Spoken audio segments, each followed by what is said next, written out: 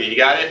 The parking was the easy bit. Finding Milwaukee was the hard Oh, really? I've been to Racine and back. Oh, yeah. Well, nice to see. I have everything set up for you. Okay, fine. Let me just dump some crap. Yeah, wherever you'd like to park, you can. I have some chairs over here, or you. I'll kind of start us off, and then I'll go. Do you? Sorry, I'm late. No, you're fine. You're fine. So still people coming in. So 8:30. So we'll get started in a minute or two.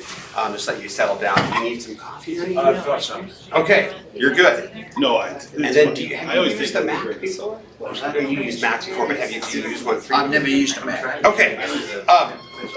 I will get everything set up for you. Just go one way and the other. Okay, left and right. You're good. Arrows. And if you use 4 fingers, you can switch to the next screen, and that will give you I don't a. think I'll try it. I don't think I'll try for that. I'll help you out. We'll get it set up. If you can't say it. All right. There we go. You got it. I mean, I think some of this one was. Morning, Bill. Hey, Lane, how are you? Good. Good. Good to see you. So that needs to be here. Oh yeah, it's just. Just put it right Yeah. And I'll introduce you, and then I'll get started, and then so your stuff's right here, and then the right one. Go back. Okay. Good. All right. And I got everyone's got your hand out. Complete lunch, And, all yeah. the things. Okay. So you had it all prepped beforehand, so No, they wonderful. couldn't disagree with the Easy grade. peasy for me. I really appreciate it. Nice to meet you. Yeah, nice to meet you too. Absolutely. I didn't. It's a fun one to put together. So yeah, We were told, write a paper. good topic. It You wasn't know. like you get, and I gave. All right. Well, I'll get us started. Hold on, Sarah. You get- Finish her statement. We'll get started. So it'll be about 5 minutes if you don't have to stay. Yeah, if you don't so- want to. I've been sitting for an hour. Was the traffic just bad? No, it's not bad. See, I've never done the drive from Lake Geneva. I've done it from the Vauxhall Yeah, Captain half of here. the Oh. And I got, when it said downtown Milwaukee, I mean, it was. I went past that. I went, no. The next thing I know, I'm in Racine. I go, Oh. So I turned around and go back. And Yeah. I zipped myself several times. And Yeah. finally found a road I knew. There's 794. You got it. All right. Well, good. I'm glad you're able to get here. Well, we'll get started. Thank you for coming today. Tell me who they are too when you introduce me. So. Oh yeah. Sometimes Oh, it's. okay. Some of the people. Yeah. So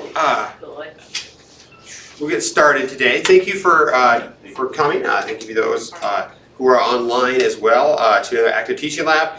Just a note that I actually did update the website, so it's no longer Sarah presenting anymore. She's not presenting each week as she has been for a while.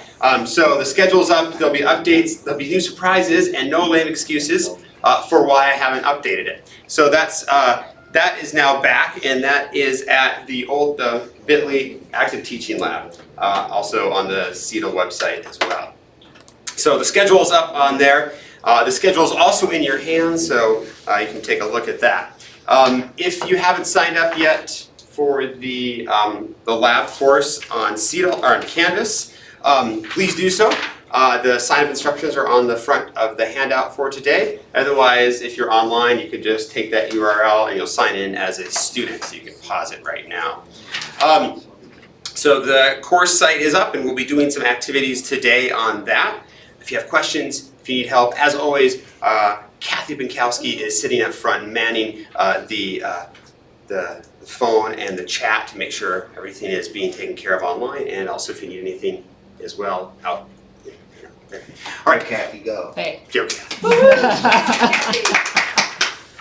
Well, today Phil Owens is coming to speak to us on first-year student projects and experiential learning is what will be the topic. Just a little brief introduction. Philip Owens obtained his master's at the University of Queensland in psychology and physiology and a PhD in medicine. Whew, got that one. At the University of Newcastle. He then worked as an analytical research biochemist in Australia and South Korea, and as a tenured faculty in the medical school at the University of Adelaide. He has published more than 100 original research articles, has 2 patents, and been awarded over $2 million in grants. And that's U.S. currency, I'd said on the... I translated the Australian to Yes, thank you. He is now on the teaching staff at UW Waukesha, where he teaches general chemistry, biochemistry, and anatomy and physiology. You got it. There we go. Today he comes to speak to us on his work creating meaningful and impactful assignments in his courses. So welcome, Dr. Owens. And do you want just everyone to kind of say, hey, who's here, and briefly what's your name and what department you're with? I'll start off. I'm Lane. I'm from CETL. I'm Bill Cleveland. I'm in nonprofit and public administration. Sarah Riffergetti, communication. Ed Price, I'm in Seal. Ed Price, I'm in Seal. Ah, right, seal, right, got it. Kathy Binkowski, and I am the College of Letters and Science, but I'm here today to run the show with the video. I'm Stephen Appel, I'm in the libraries. I'm Heidi Nasco, and I'm also in the libraries. Okay, all right. So, no scientists in the audience. Okay, I want to talk to you about what I've been doing at University of Waukesha campus since about, 2016 I started this program. And I started it because, first of all, I'm going to tell you why I'm doing it. I'm going to tell you how we do it. And as I go through it, I'll point out bits of it that I'm happy with and bits of it that I'm not happy with. And I hope you find faults and improvements in all parts of it. And then I'll talk to you about what I've tried to do about working out whether it does or doesn't benefit students. This really stems from an observation of mine that most science graduates don't know what science is. And I've felt for a long time that we're not serving our science students very well by letting them out the front door without knowing what science is.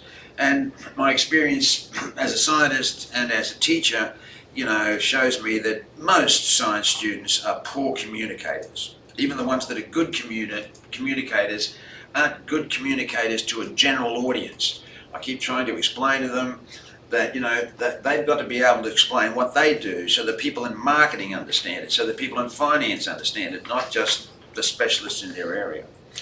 And also, I know from personal experience that the ability to use the scientific method is a very valuable general professional skill, not just in science, in terms of solving problems. Okay, if it's broken, where is it broken?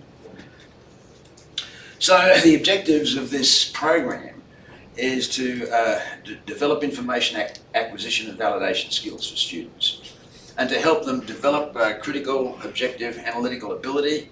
In other words, can I stake my reputation on this? And improve their ability to communicate to non-specialists and provide an opportunity for scientific inquiry. So I do this in two steps. Step one I do in our regular General Chemistry 1 course. So General Chemistry 1, combined with General Chemistry 2, is basically the same everywhere throughout the country. The courses have different names, but it's 10 credits of chemistry for students who need, so it's designed for chemistry majors and for students who need 10 credits of chemistry. So in the first part of the program, it's just really a literature review. Students select a topic. Sometimes, if they're pushed, I'll give them access to a list of previous projects, and I've given you a list of previous projects so that you've got an idea of what sort of things students select. They select some very, very interesting things. I think the chemistry of love is one of my favorites. But another one that is very popular is, why are fireworks different colors? They can pick anything. And then it starts with a 3-hour training session run by our library staff to help students identify valid databases and how to assess a publication or a website or some other source of information, my words, not the librarian, so they can tell the difference between advertising and promotional material and fact-based reporting. I know a lot of people with PhDs that can't tell the difference between those two things. I know people in the news media that have trouble with that. So then in General Chem, so the first introduction they get to this is just this literature review. Now, a lot of students don't go on to do Gen Chem 2. A lot of them are just doing 5 credits of chemistry. And I've given you an indication of how many students enroll. These enrollment levels are absolutely low. That was what we had last spring, last fall. This is what we've got currently in the spring. So in the second round, they actually are going to do an experiment. So this time they're going to pick something that they're interested in. They're going to propose an hypothesis, design an experiment to test the hypothesis, and they're going to work out the materials and the methods so that everything is there when they need it. They're going to do the experiment, and then they're going to present the results of that experiment. And I want this part of the thing to be self-illuminating and motivating. I want them to walk out of chemistry lab, because for a lot of them this is going to be the last time they're ever going to be in a chemistry lab. I want them to walk out of chemistry lab happy. So just to give you an idea of the structure of the courses that I'm framing this around, so this is a pretty standard general chemistry course, 3 50-minute lectures a week, 1 50-minute discussion, and almost 3 hours of one lab session. One thing that you need to understand that's different from how things are done in what used to be the UW colleges as opposed to the UWM College of Letters and Sciences is that the lab instructor in our courses is a member of faculty or an adjunct, or what we would call instructional academic staff. So sometimes the lab instructor will be me, sometimes it'll be a colleague, but it's not a teaching assistant or a graduate student.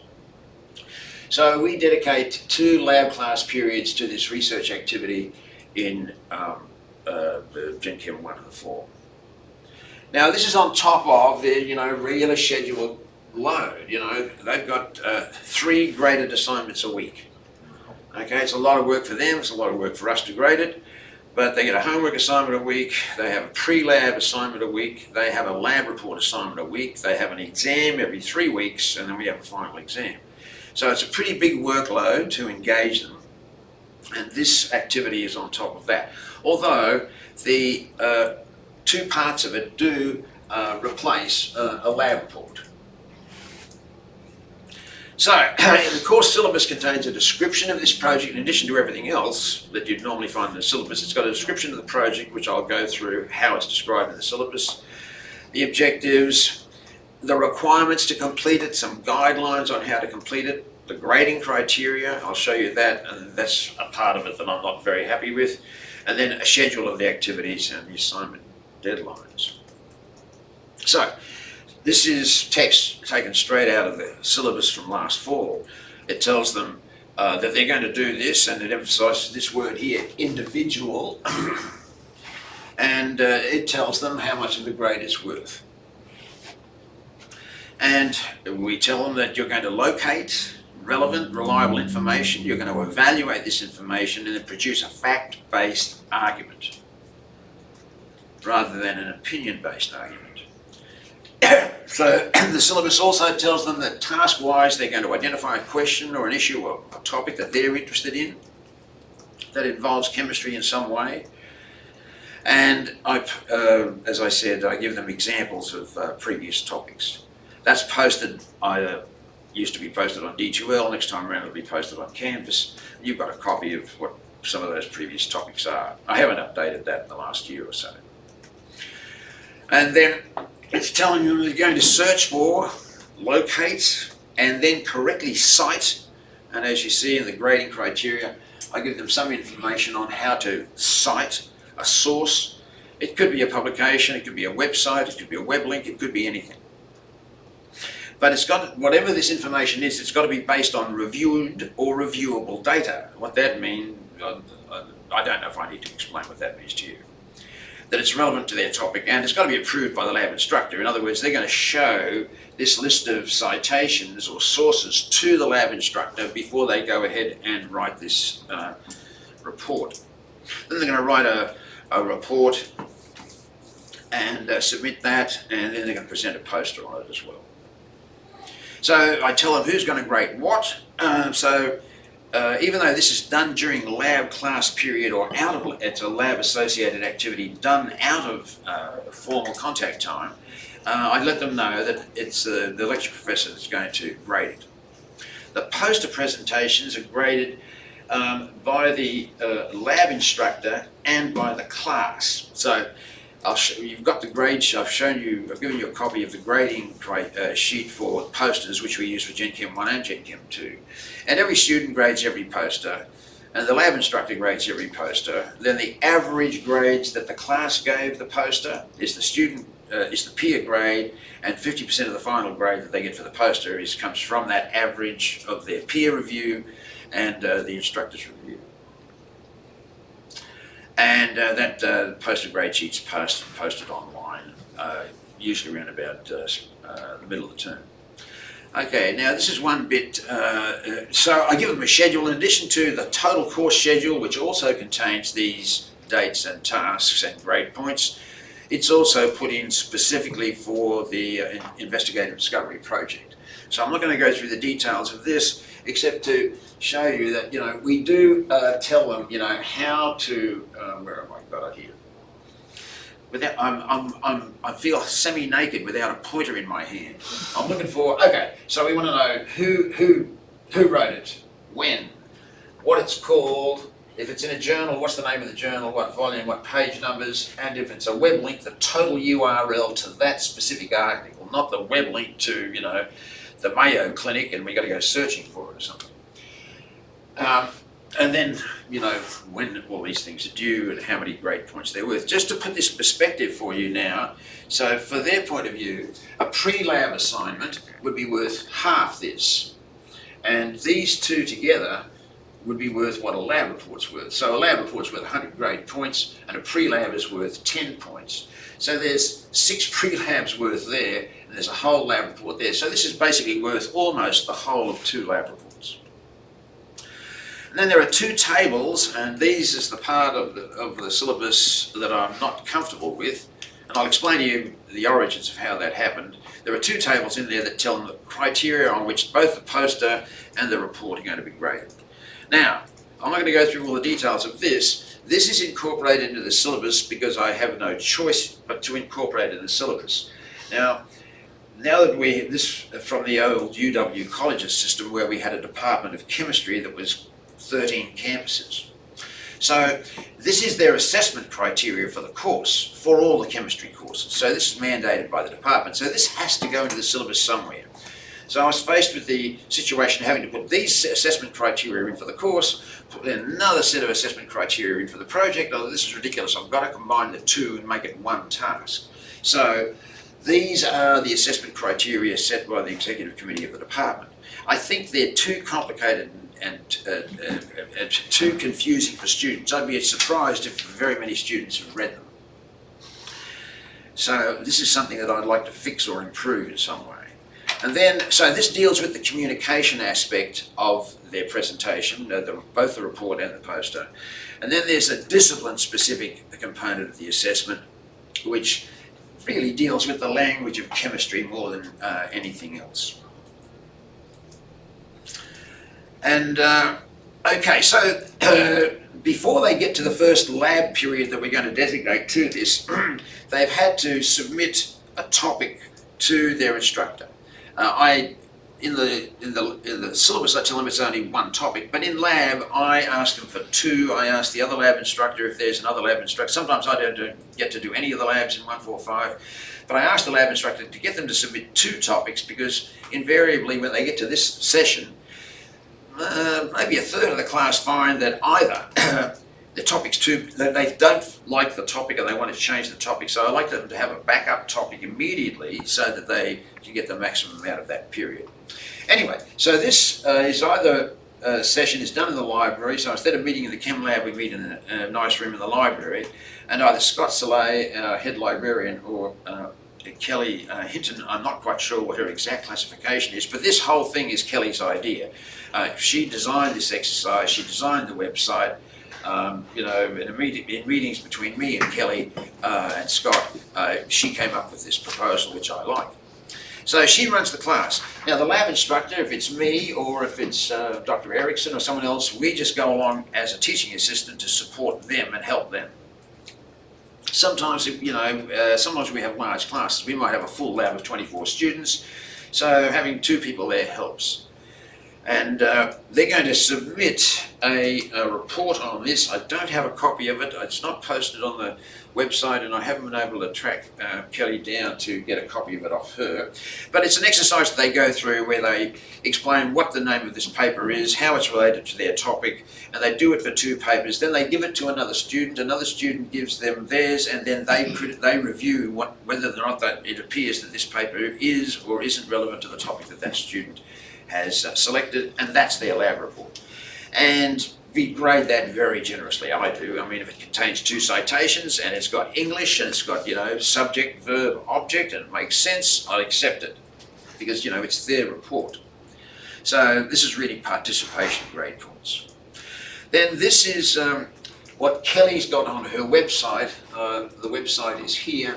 So if you go to the UWM Walkinshaw Campus Library and you just type in CHE 145, the course code takes you to a web page where all this stuff is, which has links to the databases as well.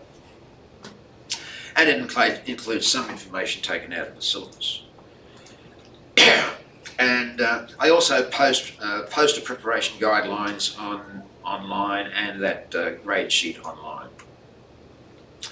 Okay, so that's the first part of it. The second part now, I want to take them one step further. I want them to understand, now they know how to review the literature, they can now find out information that they need for something that they actually want to do themselves. And because now by the time we do this experiment, they're going to be in week 10 of Gen Chem 2, so they've got the maximum amount of chemistry lab experience they're going to get, unless they go off and do organic chemistry and then biochemistry and the whole 9 yards. So we commit 3 lab periods to this. Structure of the course is exactly the same as Gen Chem 1, it's just that it's twice as hard in terms of content. Same number of assessments and grading activities each week. So here my objectives are to get them to apply these information search skills that they developed in step 1, now to find something that's going to empower them to do something. And now they're going to, for the first time, for most of them, personally use the scientific method themselves. And this is a scary, scary thing. This is a very scary thing for most people the first time. I remember how scary it was when I was an undergraduate student and I thought, but what if it doesn't work? I'm going to look like a fool. All these thoughts are going through their heads, and I'm trying to get them to realise that, success and failure mean the same thing. Success and failure mean the same thing here. Every experiment works. What doesn't work is whether you analyse it correctly or appropriately. So this is all done relatively late in the term. So in week 10 is when we have a lab period set aside at the end of which they're supposed to submit an experimental plan or experimental outline. Now, a lot of students would have started this a long time before that. I finished up having conversations, and other lab instructors finish up having conversations, iterative process with students going, well, what about this? Well, maybe you can do it that way. And it'll come, there's to and fro about that. So a lot of them, probably about a half of them, by the time they get to this lab period, have got a very, very good idea of what this experiment looks like anyway. Some of them don't, and they just take what's the simplest way to, complete this task and, get a decent number of points. Then one of the things that comes out of that, for which I'm absolutely totally dependent on Kristen Schneider, I think her correct title is instructional specialist, but I call her lab manager, chemistry and biology, because that's basically what she does. She runs the biology and the chemistry labs. So the students are going to need equipment, specific apparatus, reagents, and these reagents have got to be specified in terms of their volume, their content, the exact chemical, how much of it, and so on, so that it's there and available to them 3 weeks later. So picture the task that Kristen is doing here. So instead of making a whole bunch of material for 24 students in a lab, she's going to be making material for 48 experiments in that week if there's 2 lab sections of Gen Chem 2. This term we've got low enrollment, so it's 19. So she's making up 19 labs for that week. It's a big, big task, and she does it completely voluntarily. She has a background in as a professional chemist, so she's worked in real labs, not academic labs. So she knows, the business end of chemistry. So they do the experiment, and then the very next week they come back, and this is going to be the last week of lab for the term, and for many of them the last week of chem lab ever, and they're going to present a poster on that. And as I said, my objective is they come out of this with a smile on their face, and a lot of them do. A lot of them do. Some of them are happy because it's over, and some of them are happy because they enjoyed it. Okay, so this brings me to how does this make any difference? Is this a worthwhile activity? About 3 years ago, before the amalgamation between us and Milwaukee occurred, I made some attempts to try to get resources or find what resources were available through the UW Colleges system to help me track these students or start designing an experiment to analyse subsequent student performance as juniors and seniors and then as graduates and maybe professionals. But if the resources were there, no one knew where they were or how to help me. So I'm hoping that now I might be in a better position to do that, to follow, because a lot of our students do go to Milwaukee, had been going to Milwaukee in the past and continue, they'll move to this campus when they leave us. So I've got some anecdotal stuff. I haven't gone systematically and looked for all of it, but the ones that stand out to me was the first one that I got in 2017. We have a thing called the Academic Success Centre, which is really a tutorial area. It's not in the library, it's over by the English department. And it's a really nice place. It's sort of got a commons area, and it's got some little rooms, study rooms, and students congregate there. I've had students congregate there and form their own self-tutorial groups, which I've gone over and helped from time to time. But anyway, the Academic Success Centre produces roughly bi-monthly reports letting you know how many people went and sought time from the math tutor or the chemistry tutor or whatever.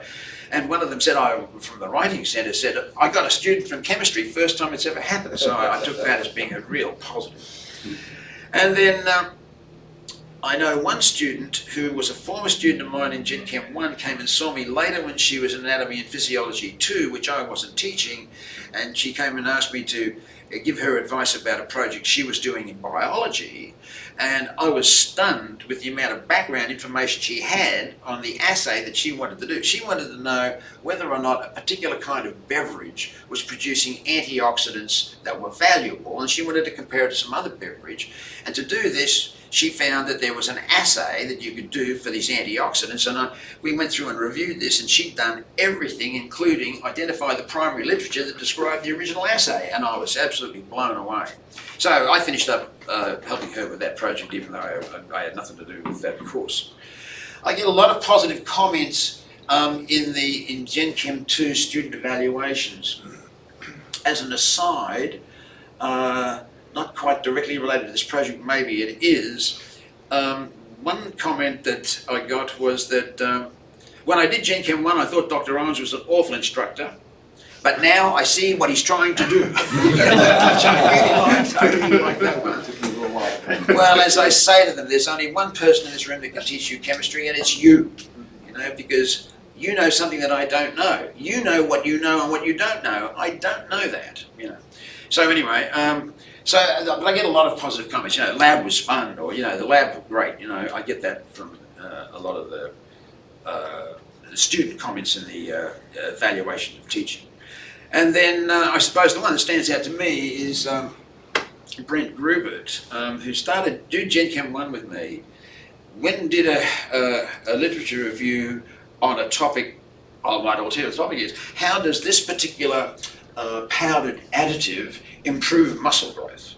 And I thought, oh, you were going to have fun with this, because I knew this was fantasy. So he goes and does the search, finds the original publication that everyone's referring to that sells this sports drink, and even he, without any scientific training whatsoever, can see this experiment proved absolutely nothing. So after that, he went and did another project in Gen Chem 2. He did honours, where he went right into the mechanism of muscle action and actin and myosin and the whole 9 yards, and he hadn't done any biology and he hadn't done any anatomy and physiology, so he's borrowing my physiology textbook. Anyway, so to make a long story short, this introduced him to biochemistry, opened his whole mind up. He finished up going to Madison, majored in biochemistry, did a summer research scholarship there, came and saw me at the start of term, showed me his results, and he's off to the NIH and he's a budding cancer researcher now. But what I'd really like to do is I'd like to find out whether or not this is helping these students do better as juniors and seniors, and whether it's helping them do better after they've graduated. And any suggestions anyone's got about how I could do that, I'd be delighted to hear them. Thank you very much for the opportunity to tell you about it. Well, any thoughts about the question he just posed, or? some of the research that came out of Gallup would suggest that, yes, this makes a difference. So when, one of the findings they found when they measured people after they had graduated was if a student has a close relationship with a professor or they have a semester project, that they tend to report that they live healthier, happier lives. Who's this report by? Gallup, GALLUP? yeah. Gallup poll people. Yeah, Really? they're doing some work with Strengths Quest and a whole bunch of other things, but I'll email you, I have to look up the report and find it, I've got some. How recent is that, do you know? But just 3 or 4 years ago. I mean, other things matter too, like graduating with lower student debt and, but having a multi-semester research project was one of the indicators. Could you send that to me? I can send that to you. Absolutely. So, yes, this is so cool. What I well, take you know, away, it's a lot. I'm unusual as far as I can see in my colleagues, chemistry professors. Most of the chemistry professors I know, not all, but most, think that the lab is there to show that the stuff that's in the textbook and in the lectures is correct. And that's not my view at all. My view is the lab is where the chemistry actually is, and what we're doing here is trying to explain how it happened. You know, because as I explained to them, you know, I must be in my 10th job, and at no time in any job application has anyone ever asked me to explain a theory of chemistry. What they've asked me is, can you do this? Have you done one of those? How many of these can you do? If you had to do this, how would you go about doing it? It's all about problem solving, not about, well, what do you think about this theory? Or what do you think about that theory? Or so speaking of problem solving, how did you develop these relationships and get people on board to do this with you? Because you didn't do this alone. You got people you mean Kelly and Scott and Kristen? I gave them the same similar talk to the one that I just gave you, and they all agreed. They said, "Oh yeah, this is a good idea." You know, I think Kristen not being, pardon me, a teacher, although she is an instructor, she's in the Army Reserve. She's a sergeant and she runs a band. So she obviously teaches musicians and teaches other things, okay? And she's pretty good with students, firm. You know, I tell them, well, you've got to be nice to Kristen because she's the only person that you know that has access to, a license for, and is trained in the use of automatic firearms. No, they all just thought it was a good idea. I didn't even have to ask for them to help. I just said, you know, look, I'm thinking of doing this, and I'm just wondering, you know, how I might go about doing it. And they said, oh well, we could train them into. Really? Okay, let's do that.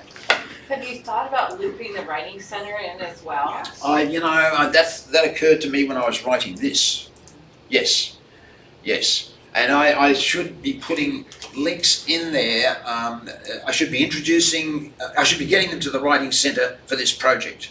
That's what I should be doing. Because a lot of them have never had to construct an argument before, you know, or, you know, don't understand, you know, how to construct even a report, you know. So, you know, you're going to tell them what you're going to tell them. Then you tell them in a sequence that makes sense, and then you tell them what you've told them. And if you don't have an opinion, tell both sides, you know, and just leave it balanced and make some suggestion about what needs to be done to find out if this is true or if that is true or something else is true. But yeah, getting the Writing Centre more involved, I agree. The library research guide that Kelly made, I actually had a hand in help making that guide. And we did include and make like special graphics to link directly to like the online colleges. Oh, did you work Writing with Center. Kelly on this, did you? Yeah. Oh, wonderful. Yeah, my job is the instructor designer in the library, so I help with transitioning all the Waukesha guides to the EWM site. Okay. So I didn't realize that until you were talking about it, and I remember this guide being put together, and it was one of our first sort of like test guides when we moved it over here. And there's some really great stuff in there, but including Writing Center links. So yeah, but another shameless plug for the library, Kelly is amazing, and so is Scott. And at UWM as well as Waukesha, there are a bunch of librarians whose jobs are specifically to teach these types of workshops and build these types of websites. So if you ask, we'll like we'll do whatever you want. No, I'm just kidding. But like there's a lot of enthusiasm in the library, I think- especially for like active teaching what I've projects got to that, do, like, if I this. was to put something in there that had grade points, that's what's going to work. I don't know what your experience is with students, but my experience is quite simple. There are only there are three motivating factors. One is fear, the other is greed, and the other one is curiosity. Now, the curiosity one I don't have troubles with, so getting the students, the highly motivated students engaged is not a problem at all, That my biggest problem is making sure that doesn't dominate the classroom. It's for the other students, that are scared, nervous, don't have a lot of confidence that I'm the most concerned about, and I can see that the Writing Centre would help there. But because, the students are being inundated with so much material, just one of my stock standard phrases is, but it's a student obligation to read the syllabus. You signed a contract that says that's what you're going to do, and they go, oh, I know that, but I thought, maybe I can get away without doing it. But if there was grade points there and saying, okay, right, I should link this outline to an activity in the Writing Centre, so students will come out with a thing that's got their name on it, the title, a series of dot points which says, first I'm going to talk about this, then that, then that, then that, then that, and here's my list of publications. Because some of these come in, in terrible shape. Whereas if I could get them if I could give them 10 credit points for this, but it has to, come in some way that proof that it's come through the Writing Centre, that's what I should do. That'll get them over to the Writing Centre, having grade points. It won't get all of them, but it'll get most of them. Yeah. That's a good idea. Yeah, but these collaborations too, I think another testament to supporting students and giving them a good experience is by bringing in all these external instructors and supporters, like people in the library and the Writing Center and Kristen. Yeah. It makes students feel like there's this community that wants them to Mhm. succeed. Yes. Or at least I think that's that, I and agree gives them with you. opportunities to find other people to ask help. I if they're not. agree with you. comfortable It with makes one them feel they're person. not doing this all on their own. Yeah, yeah, you're It's creating a really. it's not just me against that rotten professor. Yeah, you're creating an inclusive learning environment where people want to. Is there someone on participate. our campus in the Writing Centre that you'd recommend here for this? I don't have any specific contacts with the Writing Center. I'm Kelly would know. Kelly would going know, to talk to though. Ellen Lem, our Yeah, email professor of Kelly or English. Scott, and they would absolutely know. The other, there's a couple other resources as well, I point to. First of all, the first year research symposium, we had that last December. These would be perfect. What was Yeah, that? these would be These would be really perfect. great. This would be And they- perfect for that, so they, Yes. yeah. Well, it's going to happen now. But I tried that a couple of years ago, and I've been to these first year research Yeah. symposia, and former students of mine, presenting results of projects they're doing in biology. It makes me feel really, really good. And they're obviously enjoying it. But when I talked originally to Scott about the possibility of a student, the first year research symposium is going to take place before they finish this experimental project. That's the problem. So none of the students at Gen Chem 2 are going to have any data to present. So it'll be only the students from Gen Chem 1, and theirs is a literature review. And Scott was of the view that, well, that really wouldn't qualify. So this time round, I had a student who just did honours with me in Gen Chem 1, and he's doing it in Gen Chem 2. And his honours project in Gen Chem 1, which is just an expand, instead of a 1,000 word literature review, it's like a 10,000 word literature review. It's a nice paper. He did a beautiful, beautiful review of, natural causes of global climate change. Did a wonderful review of it, the subterranean stuff and all the atmospheric stuff and all the ocean stuff, everything. Really an outstanding student, this guy. And now he's doing honours in Gen Chem 2. Anyway, so this was such a good piece of work, the paper, and he gave, instead of giving a poster, students who are doing honours do an audio-visual presentation to the whole class. Sure.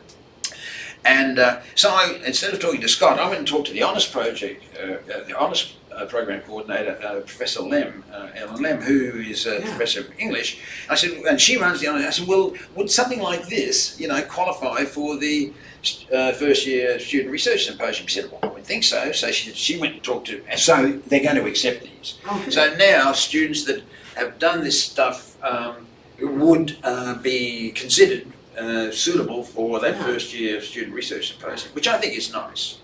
While we're on the subject of that, I don't know if it's relevant to you guys or not, but one of the things they used to do for this student research symposium, they would hand out an award, which was basically a trip to go to, now what's it called, Posters in the Rotunda at Madison. Okay. You may or may not have heard of it. Anyway, I got feedback from one of my better students who, again, the project that he was doing was in a subsequent course in biology, and he said this was just a terrible experience. You know, you drive to Madison, you go there, you stand in a little room, the only people that are in the room are the other people that are presenting their posters and their friends, and he said, you know, it just wasn't a nice experience. So I'd like to find some other experience now that we're part of UWM that these students can go to, and they can meet other students of the similar age that are doing, you know, the same sort of thing, which opens up a network for them that's not related to, you know, we're all friends because we're doing the same classes. These people aren't even doing the same classes.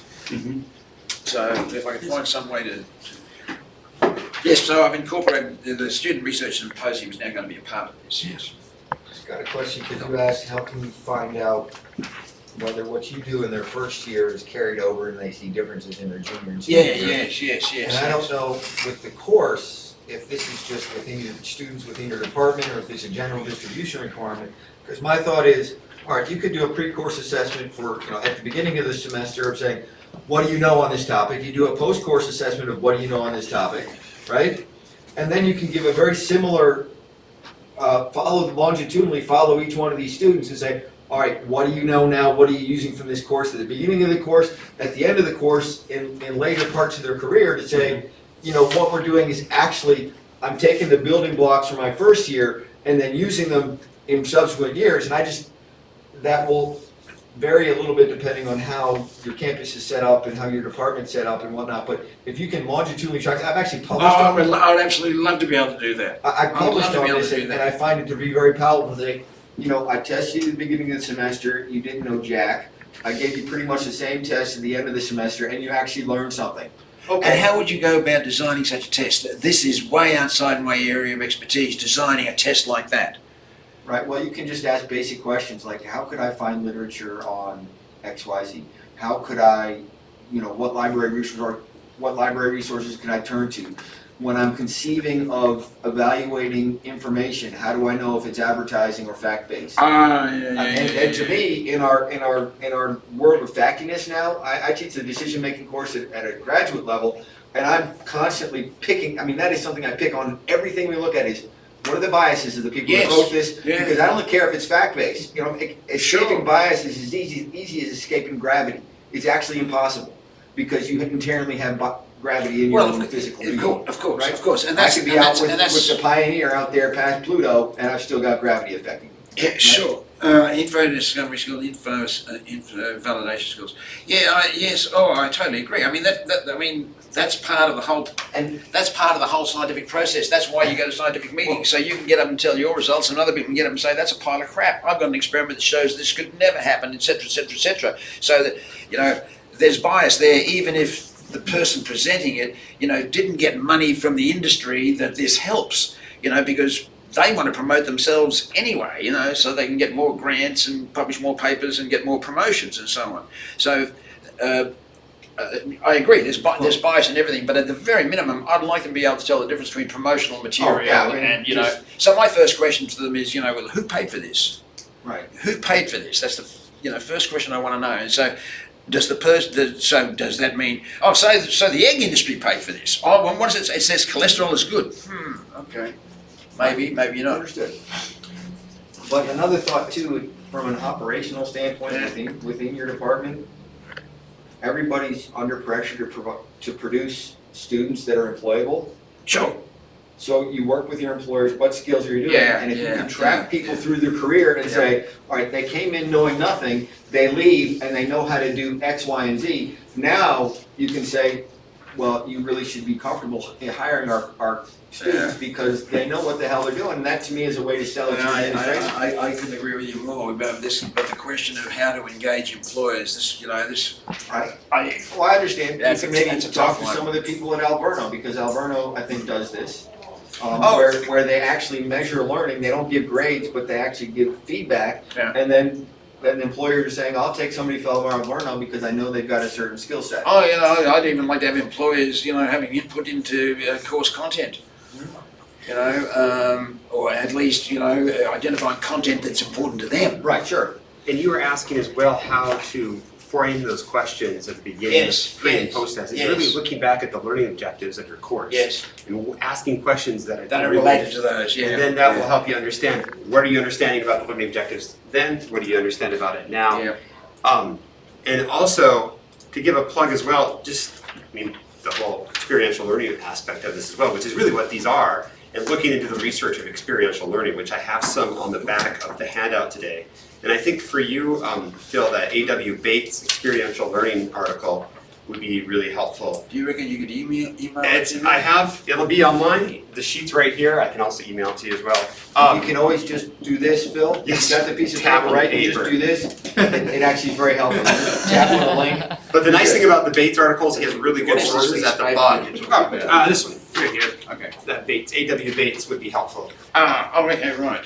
And then really, if you start looking at the literature and you look at some of the stuff that Tennessee and then Calgary have some examples too, and really maybe start reaching out to them because they have some pretty big experiential learning programs. Mhm. And if you're curious about how they're tracking and what you Yeah. can be doing, those might be Alright. some contacts given people that are doing, like they're setting up entire programs based on some of the stuff that you were looking at. Right. So those are some of the sources that I found because I remember you were asking some of these same And questions. you could even consider setting up outcomes to track in Canvas across a program. Right. Student success, set up certain outcomes, and that's what Alverno did, Okay. because I worked Yeah, I know on you that. work there. and on that particular Tell system. me more about the track across Canvas, okay? I've been using Canvas now for, 2 months? So, tracking students across Canvas. Tracking outcomes. So if students are achieving, so you could set outcomes, you could work with your program saying, well, at the end of our program, we would like all students to be able to do X, Y, and Z.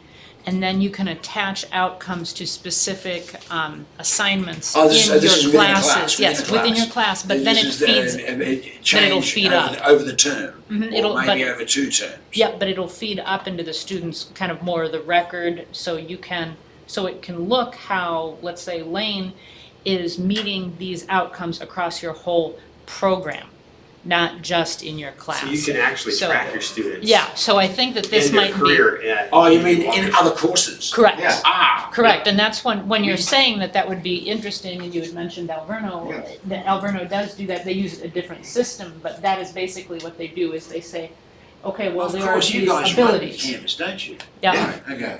And we, and This is the home of Canvas. I'll send you emails on that as well, because we did a whole lab on outcomes. Yep. And that whole program and how to use it and why you might use it. Wonderful, wonderful. I have a quick, when I went to the Teaching and Learning Symposium, Yes. I watched a professor of chemistry, Anya Blecking. Okay.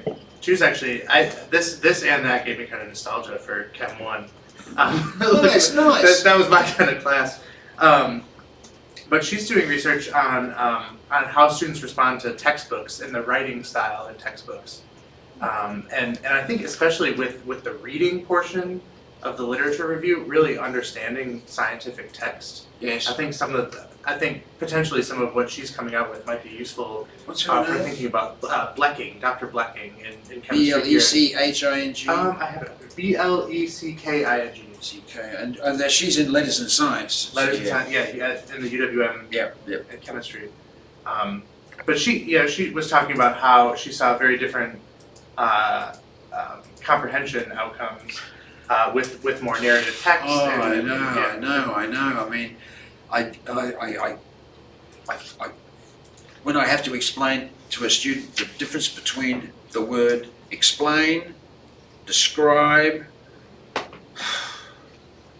I look at an answer in a lab report, describe the relationship that you just plotted here in this table. Describe it, basically, is it a positive relationship? Is it a negative relationship? Is it an inverse relationship? Is there no relationship? Something like that.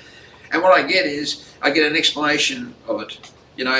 This relationship occurs because of this part of kinetic molecular theory predicts so-and-so and so-and-so, and therefore because of the intermolecular forces that's going to happen. And I'm going, the key word here is describe. What you've done is explain, so Yeah. they struggle over even simple words like that. I think taking that even a step further, one of the other ways that the library can support folks on campus is we do a lot of work with open textbooks that are often authored by like colleagues right on campus.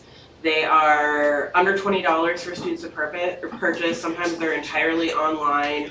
And these are all things that have had, the hands of instructional designers on them. They've had chemistry professors that are like-minded. I believe there are some entry-level chemistry textbooks involved in this program as well. And some classes even take it so far as to turn their experiments and research projects into the textbook for next semesters, or to edit parts of the textbook that aren't necessarily acceptable, and really engage in that, in the subject-specific language, in those more rhetorical aspects of the science that you want students to take away with. So that's another really great thing, because the language and the way that you lay out your Canvas class and your textbook, I mean, in this room we know this, but that makes a huge difference in what students take away and how they engage with the material. I struggle with this all the time.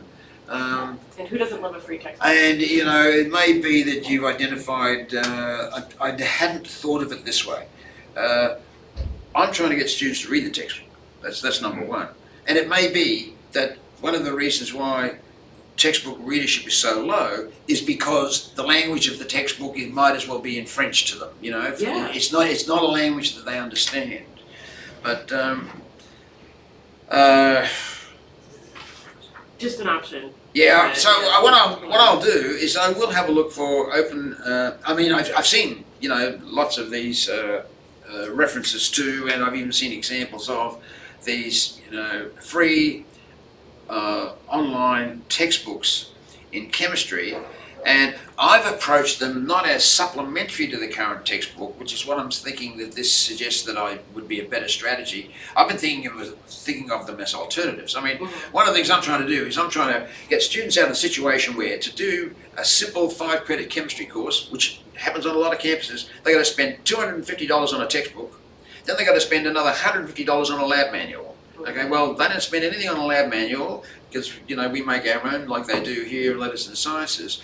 And the textbook that I chose is one that's an older edition from the Gen Chem program at Minnesota, where they have a huge chemistry class and there were lots and lots of textbooks. Still, McGraw Hill goes around and buys up all these textbooks to keep jacking up the price, but I have students in my class that have got this textbook for $10 or $15 or $20, which is reasonable, So I'm trying to keep the cost of that down. And so when I've looked at an open source textbook, I've been looking at it from the point of view of a replacement, and what I've been finding is I've been finding parts of it that I just do not like at all or wouldn't work very well. But it made me think that, again, the thing to do is to set an assignment that's on a topic that it gives them, in addition to this chapter and this section of our textbook, this chapter and this section of this open source material. Yeah, And I can it's not frame an it, additional and cost. I can even ask questions of, which of these is the best explanation? Yeah, you can use that feedback for future classes. And why, That's a great explain idea. why or why not. Yeah. That's a really good idea. Well, thank you, Phil, for Thank the you. invitation and for the question. Did you have one? Sarah? You look like you Well, want do to you say. want me to tell you what the big 6 collegiate experiences are according to the Gallup-Purdue Index? Is that Sure. helpful? Sure. Is that was Yeah, so, and I'll send you the link, but I had at least one professor at college who made me excited about learning, which clearly you're working on. My professor at college cared about me as a person. I had a mentor who encouraged me to pursue my goals and dreams. I worked on a project that took a semester or more to complete. I had an internship or job that allowed me to apply what I was learning in the classroom. Don't have that one. And then the last one, I was extremely active in extracurricular activities and organizations while I attended college. And all of those equate to long-term well-being. Yeah. This was in 2014, and they've done a follow-up study in 2018. So Okay. I can send you those, you have to give me. Yeah, well, I've got all of those except for 2. The internship part, again, comes back to this issue of campus relationships with local businesses. I've seen a model that I'm comfortable with will work. Muhammad Ayub, Professor of Organic Chemistry out at West Bend, he runs a thing, what's it called? It's a club, but his speakers for this club, the club invites speakers like most clubs do. He sets up, he basically comes up with the speaker list, gives it to the students, and the students do the actual formal contact. And half of his speakers come from the local community, either businesses or, you know, municipal organisations or something like that, which gets them to the campus or gets the students to the business and increases interaction between the campus and the community. I don't think he's taken to the next step and, you know, try to incorporate, you know, any of the content or prioritise any of the content that those business or external organisations would be interested in. We don't have anything like that on our campus, and in a way, this is really my fault. But to put it, how do I put it? West Bend have got a third the number of chemistry students that we have, and they've got twice the number of faculty. We've got one faculty, me, and, you know, 3 adjuncts, and I don't, you know, I would find it hard to find the time to run such a club. I've made the suggestion to students several times, hey, would it be a good idea if we had a natural sciences club? And they go, oh yeah, that'd be a good idea, but nothing ever happens of it. So it's got to come from students, you know. One thing you could do though is as they're doing their poster sessions, you could bring some people from industry in to talk to the students about their posters. Oh, what a brilliant idea. Yeah. What a brilliant Because idea. that could lead to What a brilliant idea. shadowing or internships down the road. I mean, Yes. the coolest thing about your class is they're doing this as freshmen. Yes. So you're setting them up for 4 years Oh, of yeah, success. External business visitor tours to poster session. That's a brilliant idea. And remember that most manufacturers are really interested in chemistry in their quality control departments. Oh, absolutely. So Oh, yeah. that to Sure. me is a great way to sell it. Absolutely, I know. Understand what we're doing. I know this from, you know, from professional experience before, you know, I became a faculty anywhere. You know, in fact, I tell all my students this, well, the ones that are going to go off to graduate school, I said I can tell within 10 minutes when I was visiting an organisation what the quality of their research was by asking one simple question. So tell me about your quality assurance program. And if I got fuzzy answers to this, I thought, well, if they don't have a quality assurance program, the quality of the research is zero, because that's the easiest part of it, you know, is, you know, if we do it this week, how does it compare to how we did it last week? And how does it compare to how we did it last year? You know, is anything changing? And how would I know if it is? You know, all of these things are critical. And that's all chemistry.